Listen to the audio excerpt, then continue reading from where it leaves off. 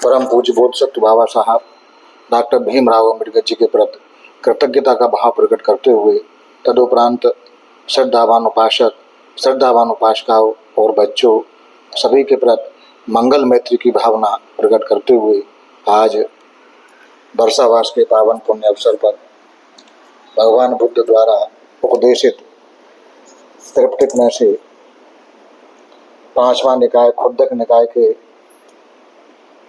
दूसरा ग्रंथ धम्मपद में जो पहला वर्ग है यमक वर्ग, उसकी देशना चल रही है। यमक वर्ग में जो 18वीं गाथा है वो इस प्रकार है।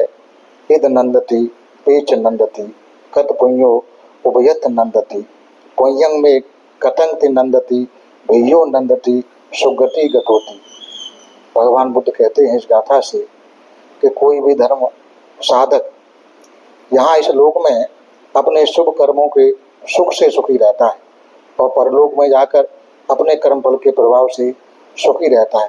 नाना प्रकार के पुण्य करने वाला व्यक्ति दोनों ही स्थानों में प्रसन्न रहता है। यहाँ पर विचारता हुआ सुखी रहता है कि मैंने यहाँ रहकर पुण्य ही पुण्य किया, पाप नहीं किया, और फिर परलोक में जाकर वहाँ किए हुए कर्म के फल के प्रभाव से सुख अनुभव करता हुआ कर्म सुख का उपभोग करता है। इस विपाक प्रभाव से 57 करोड़ वर्षों तक शुभ लोकों में सुखमय जीवन यापन करता हुआ 60 लाख वर्ष तक दिव्य संपत्ति का उपयोग करता हुआ तुषित लोक में रहकर अतीत प्रसन्न होता है। भगवान बुद्ध कहते हैं इस गाथा से कि जो पुण्य कर्म करने वाला है यहाँ पुण्य कर्म करता हुआ सुखी जीवन जीता है, और जब पुण्य कर्म के प्रभाव से उसका जो कर्म का फल उसे मिलता है, सुख भोगने को मिलता है दूसरे लोक में, तब प्रसन्न होता है, प्रसुद्ध होता है कि मेरे पुण्य कर्म का यह प्रभाव है। इस प्रकार दोनों लोकों में वह प्रसन्न रहता है। तो इस संबंध में भगवान बुद्ध ने एक देशना कही। श्रावस्ती में जेतवन में सुमन देवी के स्त्री सुमन देवी को उद्देश्य करके कही थी। श्रावस्ती के अनाथ पिंडक गृहपति के घर में प्रतिदिन 2000 भिक्षुओं को भोजन कराया जाता था। इतना ही नहीं, श्रावस्ती में जो भी कोई अन्य दानी भिक्षुओं को दान देना चाहता था वह भी इन दोनों से पूछकर ही दे पाता था। इसका कारण यह था कि भिक्षुजन किसी भी दान प्राप्ति से पूर्व दान दाताओं से पूछते थे कि आपके दान देने के स्थान पर अनाथ पिंडक गृहपति या विशाखा गृहपति आएंगे कि नहीं। यदि इस प्रश्न का दानदाता नहीं कह देता तो भिक्षुजन लाखों का दान भी त्याग देते थे और कह देते थे कि यह भी कोई दान है, क्योंकि उक्त दोनों उपासक ही भिक्षुओं की रुचि को जानते थे। भिक्षुओं को क्या चाहिए, कब चाहिए, कैसा चाहिए, कितना चाहिए। दान के समय उनके उपस्थित रहने पर भिक्षुजन रुचिपूर्वक भोजन करते थे कि उनको मालूम था दोनों को कि भिक्षु को क्या लगता है क्या नहीं लगता है। तो अतः सभी दानदाता अपने दान के समय उन दोनों की उपस्थिति चाहने लगे थे। वे अपने अपने घर में भी यथा समय भिक्षुओं को भोजन परोस नहीं पाते थे। तब कभी विशाखा ने सोचा कि अब मेरे स्थान पर भिक्षुओं को भोजन कौन परोसेगा। अंत में उसने अपने पुत्र की बेटी को उचित समझकर उसको यह कार्य सौंप दिया। वह उसके घर में भिक्षुओं को भोजन परोसने लगी। वह भिक्षुओं को सेवा करती हुई, उनसे धर्म उपदेश सुनती हुई श्रोतापन्न होकर यथा समय अपने पति के घर चली गई। उधर अनाथ पिंडक गृहपति ने भी महासुभद्रा नामक अपनी बड़ी लड़की को यह कार्य सौंपा भिक्षुओं को भोजन परोसने का। वह उसी तरह कार्य करती हुई यथा समय वह भी अपने पति के घर चली गई। तब गृहपति ने सुमन देवी नामक अपने सबसे छोटी पुत्री को यह कार्य सौंपा। वह भिक्षुओं की सेवा कर धर्म सेवन करती हुई कुंवारी रहते हुए सगर्तागामी फल को प्राप्त कर किसी रोग से आक्रांत होकर भोजन करना छोड़ बैठी। उसने पिता को दर्शन करने के लिए बुलाया। उस समय उसका पिता किसी दान आदि में लगा था। ज्यों ही उसने पुत्री का बुलावा सुना तत्काल घर आया और आते ही उसने पुत्री से पूछा, क्या बात है बेटी? बेटी ने कहा, सब ठीक है छोटे भाई। भाई संबोधन सुनकर पिता ने कहा, प्रमत्त हो गई हो क्या? पागल हो गई हो क्या? कि मैं प्रमत्त नहीं हूँ तो क्या डर है? क्या डर रही हो? कि ना डर ही रही हूँ छोटे भाई। इतना कहते कहते उसका शरीर का देहावसान हो गया। अनाथ पिंडक गृहपति श्रोतापन्न होकर भी छोटी पुत्री में अति स्नेह के कारण अपने शोक को रोक नहीं पाया। अतः अपनी पुत्री के शरीर का क्रियाक्रम कर रोता हुआ भगवान के पास पहुंचा। ऐसी स्थिति में देखकर भगवान ने पूछा, अरे क्या गृहपति, आज इस तरह दुखी, व्याकुल चित्त और आंसुओं से भरी हुई आंखों से कैसे आ रहे हो? गृहपति ने कहा कि बनते भगवान, मेरी लड़की सुमना देवी का अंतकाल हो गया, तो इसमें शोक की क्या बात है? भगवान ने कहा, यह शरीर तो नाशवान है, एक दिन सभी को मरना है। तो कहता है, बनते मैं जानता हूँ, परंतु मेरी पुत्री अत्यधिक लज्जाशील तथा पाप भीरु थी, पाप से डरने वाली थी। वह मरते समय अपनी चेतना खो बैठी और पागल की तरह बोल रही थी। वैसी अवस्था में मर गई, इसी का मुझे शोक है, दुख है। भगवान ने पूछा, क्या प्रलाप कर रही थी गृहपति? तो वो कहता है कि बनते, जब मैंने उससे पूछा क्या बात है बेटी, तो बोली कि ठीक हूँ छोटे भाई। छोटे भाई इतना कहते ही उसका देहावसान हो गया। तो भगवान ने बताया, सेठ वह तो उसका प्रलाप नहीं था।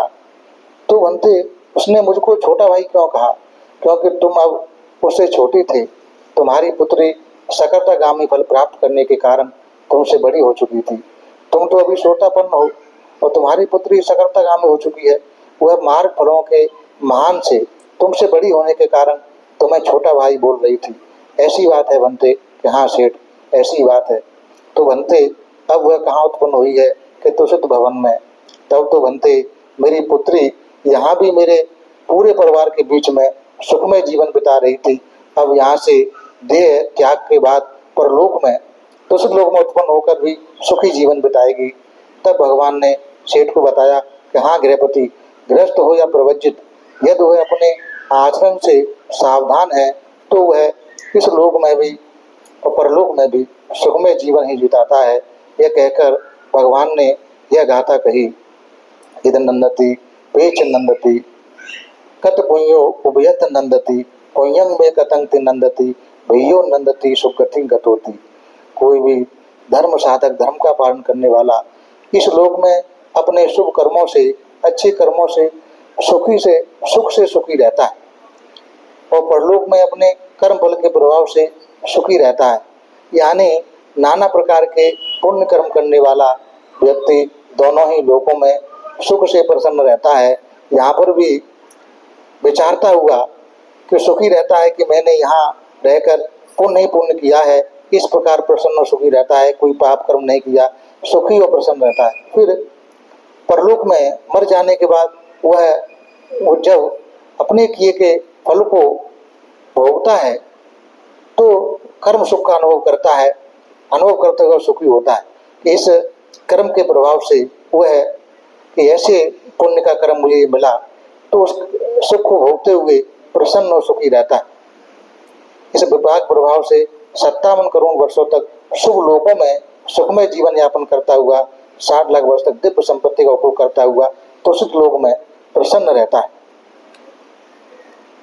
इस प्रकार भगवान ने कि बताया ग्रंथ में जो गाथा भगवान ने कही, उस गाथा के प्रभाव से वहाँ सुनने वाले अनेक उपासक श्रोतापत्ति फल में प्राप्त हो गए। भगवान ने कहा कि पुण्य कर्म करने वाला दोनों ही लोकों में सुख का अनुभव करता है, सुखी रहता है, प्रसन्न रहता है। इसीलिए जीवन में पुण्य को अपना अंग बना लेना चाहिए। ऐसी भगवान की शिक्षा इस गाथा से है। एक दूसरी गाथा और है, ये उस गाथा के बाद इसका जो पहला वर्ग है समाप्त हो जाएगा। तो दो गाथाएं हैं। पहली गाथा है, बहुम पिते सहितं भासमानो न टक्करो होति नरोपमत्तो गोपो च गावो गंतं परेशं न भागवा सामयस होती। अम्पति पहली गाथा है बहुपिते सहितं भाषमानो न तत्करो होती नरोपमत्तो गोपू च गायो गणतं परेशं न भागवा सामान्य से होती।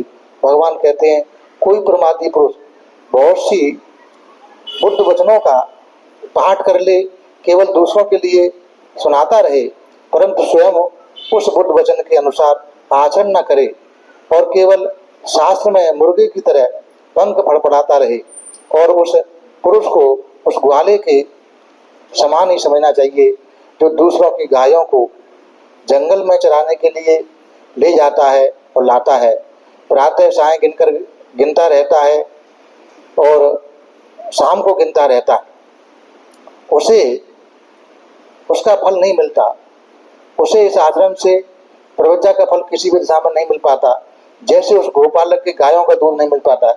ऐसे ही भिक्षु अपने शिष्यों के कर्तव्य का विधि निषेध तो वह बता सकता है, परंतु स्वयं सामान्य फल से प्राप्त करने का अधिकारी नहीं बन पाता। दूसरी गाथा में भगवान बुद्ध कहते हैं अपंग पिछे सहितं भाषमानो धम्मस होते अनुधम्मचारी रागं च दोषं च पहाय मोहं समप्प जानो सुविमुक्त चित्तो अनुपादयानो इधं वा हुरंग वा सभागवा सामय से होती थी।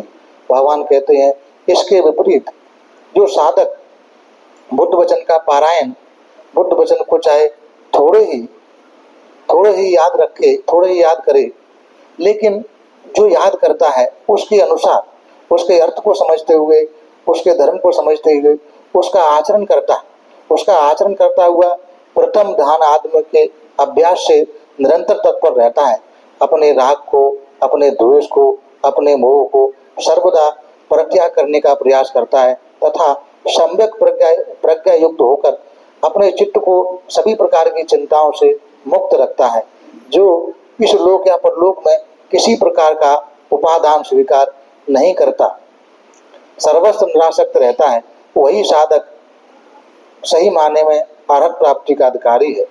भगवान कहते हैं इन दो गाथाओं से कोई व्यक्ति पूरा त्रिपिटक याद कर ले लेकिन उसके साथ उसके अनुसार आचरण न करे तो वह ग्वाले के समान है, दूसरी गायों को हाँकने वाला।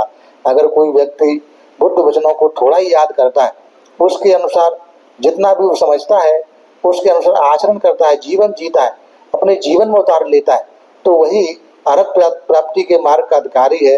जो पूरा त्रिपिटक जिसको याद है वो अधिकारी नहीं है।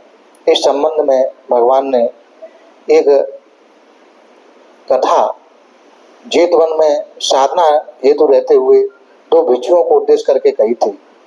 परस्पर मित्र रूप से रहने वाले श्रावस्ती के दो कुलपुत्र जेतवन बिहार में जाकर भगवान से धर्म उपदेश सुनकर उसके प्रभाव से लौकिक काम भोगों का परित्याग कर धर्म में मन लगाकर प्रवृत्ति ग्रहण कर 5 वर्ष तक आचार्य एवं उपाध्याय के निकट रहकर बाद में भगवान से के पास आकर उनसे शासन के प्रति अपना उत्तरदायित्व पूछते हुए विपश्यना एवं ग्रंथों के विषय में अपना उत्तरदायित्व जिम्मेदारी सुनकर उनमें से एक बोला कि ग्रंथों में बनते मैं बड़ी उम्र में प्रवचित हुआ हूँ, अतः अब मेरी स्मृति दुर्बल होने के कारण ग्रंथ को कंठस्थ नहीं कर पाऊंगा।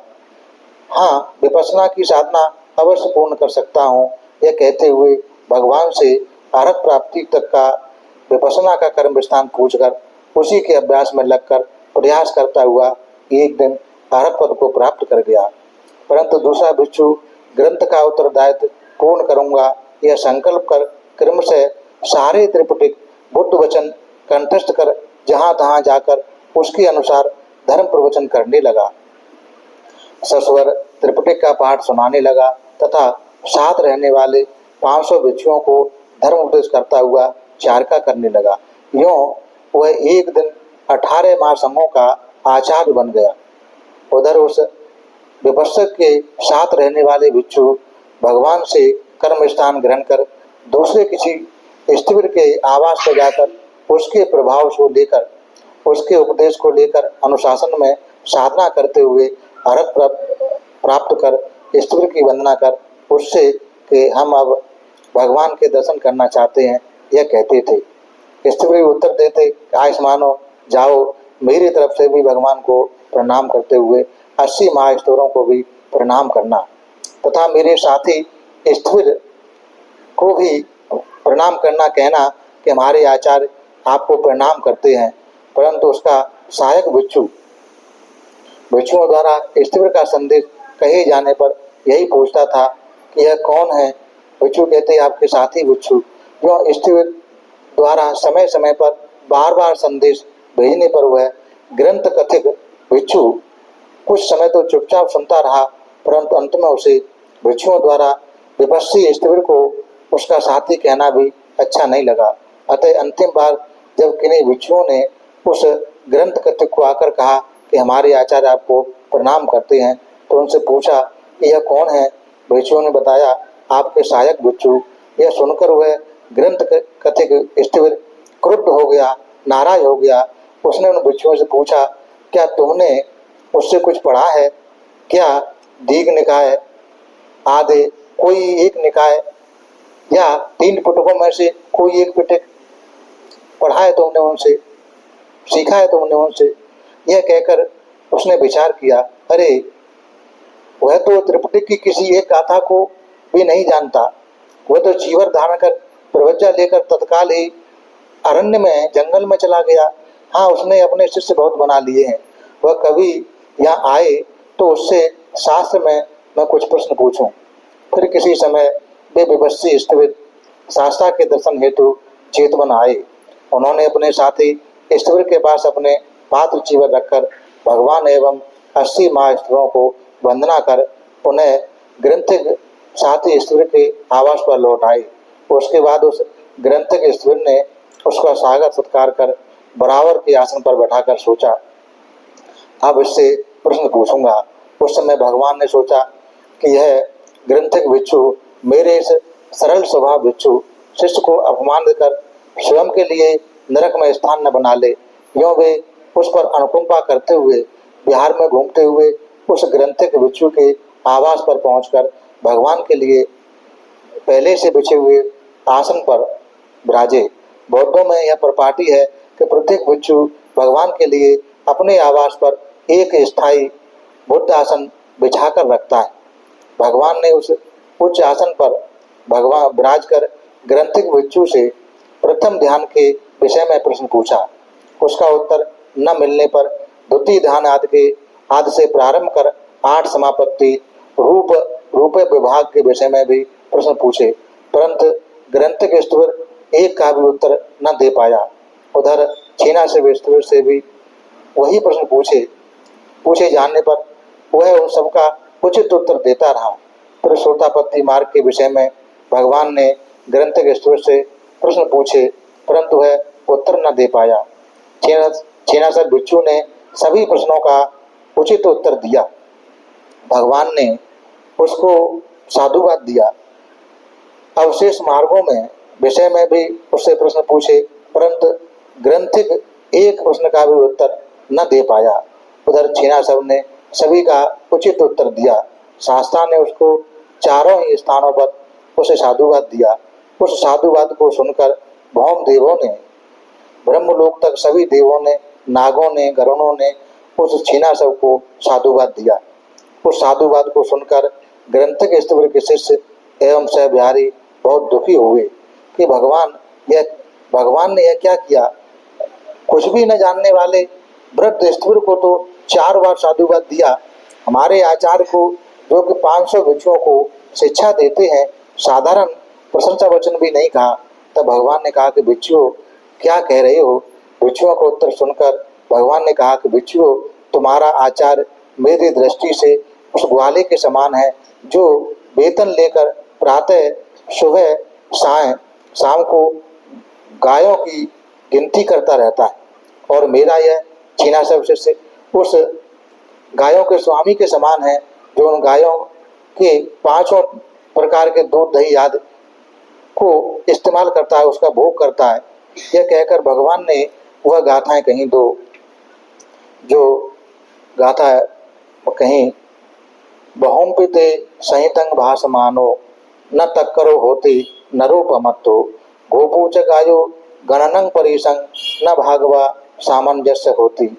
कोई प्रमादी पुरुष बहुत सी बुद्ध वचनों का पाठ करके केवल दूसरों को लिए वह सुनाता रहे, पढ़ाता रहे, परंतु स्वयं उन बुद्ध वचनों के अनुसार आचरण न करे, केवल शास्त्र में मुर्गे की तरह वह पंख फड़फड़ाता इधर उधर लोगों को सुनाता रहे, तो उस पुरुष को भगवान कहते हैं गाले उस ग्वाले के समान है जो दूसरी गायों को सुबह चरने को ले जाता है।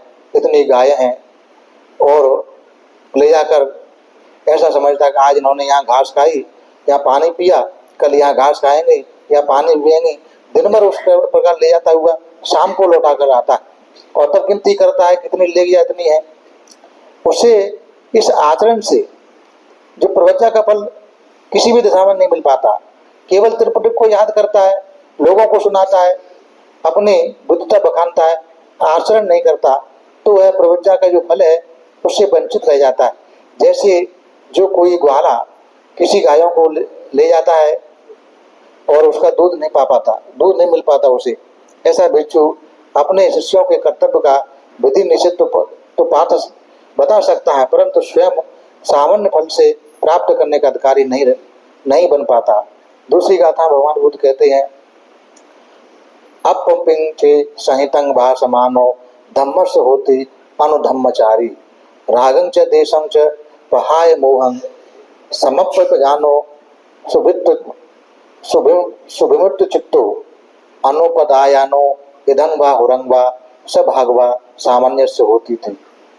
इसके विपरीत जो साधक बुद्ध वचनों का पारायण, बुद्ध वचनों को चाहे थोड़ा ही याद करे, एक दो वर्ग को ही याद करे, परंतु जो भी उसने गाथा याद की है उस गाथा के अनुसार अपने जीवन में अभ्यास करता है, जीवन में उतारता है, उसका आचरण करता है और आचरण करता हुआ प्रथम ध्यान आदि के बारे में अभ्यास करता हुआ निरंतर रहता है।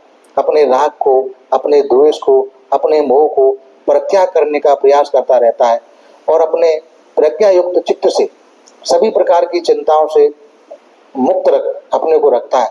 जो इस लोक या परलोक में किसी का परिग्रह नहीं करता, स्वीकार नहीं करता, उपादान स्वीकार नहीं करता और चारों ओर निरासक्त रहता है, वही सही माने में सावर्ण फल का अधिकारी है।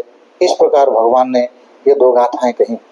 मुर्गे के पंख हिलाने जितना भी आत्म की अनित्यता आदि के विषय में चिंतन नहीं करता, इसकी तो वही स्थिति है जैसे कोई ग्वाला दिन भर गायें चराकर सायंकाल तक वह फलस्वरूप वापस लेके आए और दैनिक वेतन लेकर उन्हें उनके स्वामी को सौंप देता है, उन गायों का दूध वह नहीं पी पाता। इसी तरह वह संहिता का ऐसा ही व्याख्या करता है, केवल शिष्यों को ही बताता है, शिष्यों को ही सुनाता है और उसका आचरण नहीं करता, तो वह अर्थ प्राप्ति का प्राप्त नहीं कर सकता। जैसे किसी ग्वाले द्वारा गायों से निकाला गया दूध स्वामी के लिए काम आता है, उसी तरह वह व्याख्या करने वाला व्याख्या करना धर्म के अनुसार दूसरों को आचरण करने देता है। प्रथम ध्यान आदि अपनी दूसरा जो है उसकी वृत्ति करता है, कुछ होता है, इससे भी आगे बढ़कर मार्ग फलों को प्राप्त कर लेते हैं। उसके पढ़ाए हुए लोग उसका आचरण करते हैं और मार्ग फलों को प्राप्त कर लेते हैं और वह अर्थ तक प्राप्त कर जाते हैं, लेकिन स्वयं वंचित रह जाता है, उसके अनुसार आचरण नहीं कर पाता, तो वह सावन फल का अधिकारी नहीं हो पाता। इसके विपरीत एक या दो गाथा सुनकर उसके अनुसार आचरण करता है, ठीक प्रकार से जीवन जीता है और वह बहुत ही जल्दी अर्थ पद के प्राप्त करने का अधिकारी बन जाता है। भगवान ने यहाँ प्रथम गाथा ऐसी भिक्षु को लिए कही जो शील संपन्न तथा विद्वानों से धर्म के विषय में बहुत कुछ सुना हुआ है, परंतु प्रमादी बिहारी भी है, अर्थात उसने आत्म की अपने की अनित्यता के विषय में प्रमाद के कारण कुछ भी विश्लेषण नहीं किया। वह दुश्शील को लक्ष्य करके नहीं कही। अब वह दूसरी गाथा ऐसे भिक्षु को लक्ष्य करके कही जो भले ही थोड़ा जानने वाला है, परंतु उसने उसे अपने में अनित्यता आदि के विषय में सूक्ष्म विश्लेषण कर लिया है और कर चुका है। जो अर्थ एवं धर्म को जानकर नवविधु लोकोत्तर धर्म की, जिसे पूर्व भाग ज्ञान कहते हैं, चतुर्पार्श्वद शील एवं दुतांग अशुभम कर्म स्थान, इस प्रकार सभी प्रकार के ज्ञान को प्राप्त करता है, आचरण करता है, वही अरहत पद का अधिकारी है। इस गाथा के बाद में वहाँ बहुत से साधक थे, श्रोतापत्ति फल को प्राप्त हुए और बहुत सारे जनों को दिशना सार्थक सिद्ध हुई। इस प्रकार भगवान ने इन दो गाथाओं से बताया कि धर्म थोड़ा हो, जरूरी नहीं है कि हम सारा धर्म याद कर लें, हम थोड़ा ही याद करें। जैसे यहाँ बहुत सारे, हमने बहुत सारा पढ़ाया, हम यहाँ वाचन किया है, देशना की है, लेकिन हम कहते हैं कि पंचशील पर्याप्त है। केवल पंचशील को हम आचरण कर जाएं, वही हमारे कल्याण का रास्ता खोल सकता है। दुनिया भर की शीलों को हम पढ़ लें, सारे त्रिपिटक को जान लें, लेकिन आचरण न कर पाए तो कल्याण का मार्ग नहीं हो सकता। हम 5 शीलों को ही अपने जीवन में धारण कर लें, ठीक प्रकार से उतार लें, मन वाणी शरीर से उसका पालन करने लग जाएं, अखंडित रूप से पालन करने लग जाएं, तो हमारे उन्नति के सारे दरवाजे खुलने लगेंगे। ऐसे ही उपोषित वाले दिन हम उपोषित का 8 शील धारण करते हैं। गृहस्थ का जीवन बड़ी कठिन उसका होता है, भिक्षु के लिए इतना कठिनाई नहीं है, उपासक के लिए बड़ी कठिनाई है। फिर भी अपने जीवन को जीते हुए अभ्यास करते जाएं, निरंतर अभ्यास करते जाएं, तो एक न एक दिन शीलों का पालन होगा, कल्याण के रास्ते खुलने लगेंगे। आज आप लोगों ने सुबह में ध्यान किया, पूजा वंदना ली, सूत्र सेवन किया, शील ग्रहण किए, बहुत सारे पुण्य संचय किया, शाम में भी शील ग्रहण किए, पूजा वंदना ली, धर्म श्रवण किया। ये सभी पुण्य के बढ़ाने वाले काम हैं जो हम लोगों ने पुण्य अर्जित किए हैं। ये सभी पुण्य हम सबसे पहले सभी देवताओं को अनुमोदन करते हैं। इस पुण्य के अनुभव से सभी देवताओं की श्रद्धा, शील, सुरत, त्याग, प्रज्ञा आगे बढ़ जाए। सभी देवता हम सबको धार्मिक सुरक्षा प्रदान करें।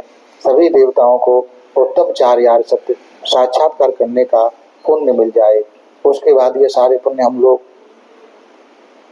अपने आचार्य, उपाध्याय, वरिष्ठ भंतेगणों को और सभी भंतेगणों को अनुमोदन करते हैं। इस पुण्य के प्रभाव से उन सभी लोगों को उत्तम चार्यार सत्य साक्षात्कार करने का पुण्य मिल जाए। उसके बाद ये सारे पुण्य हम लोग संसार के सारे प्राणियों को अनुमोदन करते हैं। संसार के सारे प्राणी इस पुण्य के प्रभाव से सुखी हों। संसार के सारे प्राणियों को सत्य धर्म का मार्ग मिले, सत्य धर्म के मार्ग पर चलकर कर्म फल से मुक्त होकर निर्वाण गति को प्राप्त हो, ऐसी कामना करते हैं। उसके बाद ये सारे पुण्य हम लोग यहाँ आए हुए सभी लोगों को अनुमोदन करते हैं। इस पुण्य के प्रभाव से इन सभी लोगों की सारे प्रकार की आपत्ति विपत्ति, सारे प्रकार की विघ्न बाधा दूर हो। इन सभी लोगों को उत्तम चार्यार सत्य साक्षात्कार करने का पुण्य मिल जाए। उसके बाद ये सारे पुण्य हम लोग श्रद्धावान उपासक, श्रद्धावान उपासकाओं को अनुमोदन करते हैं, जो हम लोगों को भोजन, चीवर, कुटिया, दवा तथा परिष्कार आदि से सेवा करते हैं। इस पुण्य के प्रभाव से ये सभी लोग सुखी हों। इन सभी लोगों की सारे प्रकार की आपत्ति विपत्ति, सारे प्रकार की विघ्न बाधा दूर हो, इनके व्यापार धंधे आगे बढ़े, धन संपत्ति की वृद्धि हो। तीर्थन के अनुभव से तथा किए हुए पुण्य के बल से इन सभी लोगों को उत्तम चार्यार सत्य साक्षात्कार करने का पुण्य मिल जाए। सबका भला हो, सबका मंगल हो, सबका कल्याण हो। भवतु सब मंगलम, भवतु सब मंगलम, भवतु सब मंगलम।